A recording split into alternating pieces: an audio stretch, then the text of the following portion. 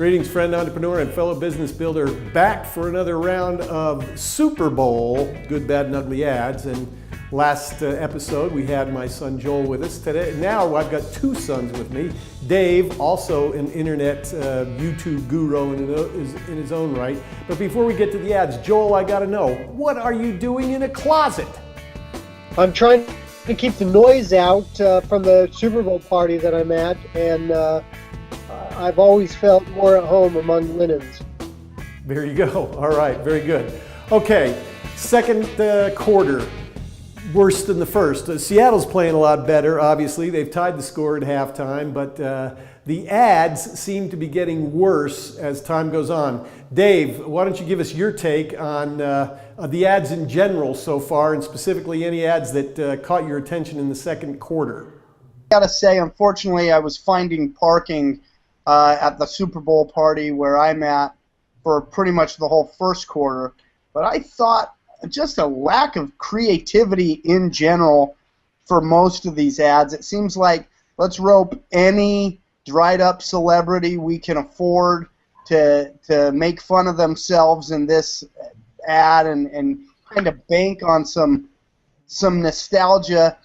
You know, it's not that they're not funny, it's that there are so many that follow one formula or another that nothing's really surprising me, and then none of the ads are really saying that much. The other thing I'm seeing that, you know, there's a lot of tugging on heartstrings, which, again, I like an appeal to emotions, but when you see it for McDonald's...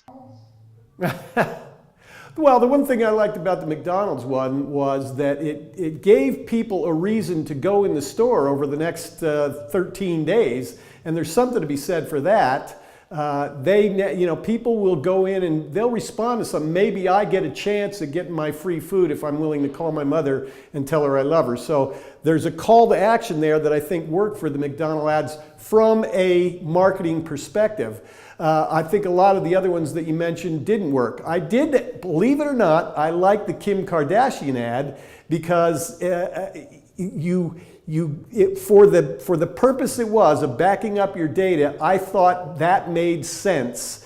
The rest of them I thought were nothing special at all. The only thing you can say for some of these guys is that they use their regular commercials in the Super Bowl instead of trying to get into the contest of making a Super Bowl ad that's going to blow everybody away. Joel, your take. Yeah, I want to add a counterpoint to you liking the Kim Kardashian ad.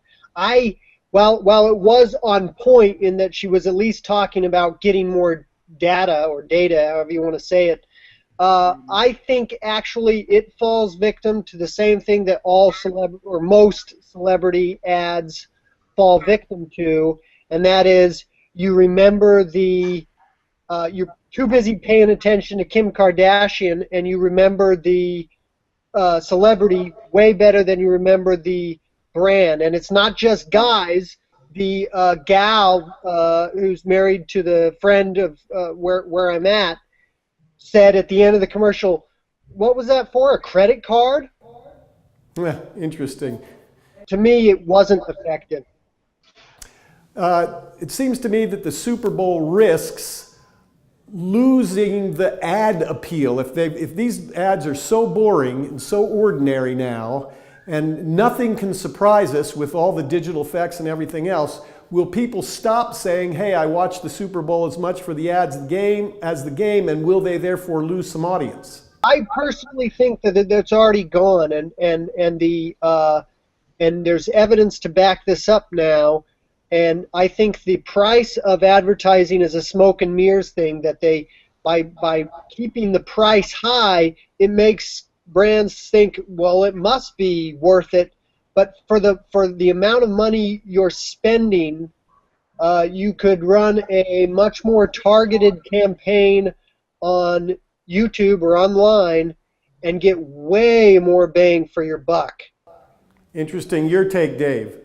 Yeah, I agree. I think the Super Bowl won't lose much of an audience because as much as the advertising world told us people were watching for the ads, maybe a very small portion of the advertising world watch the Super Bowl for the ads. But I agree with Joel. I think companies are going, you know what, we don't need to, maybe we want to be in the Super Bowl, but let's not blow millions of dollars on a concept. Let's run a commercial that we can test beforehand.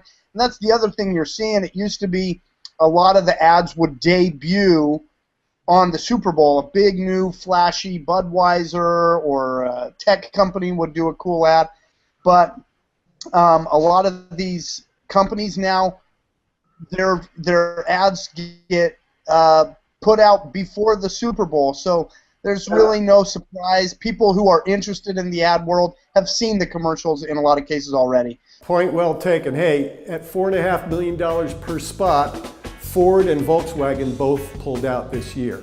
Something to think about. Thanks for your input, guys. We'll see you later in the game, and we'll see you later in the game after you have commented on our comments about the Super Bowl ads so far. See you in our next episode of Good, Bad, and Ugly Ads.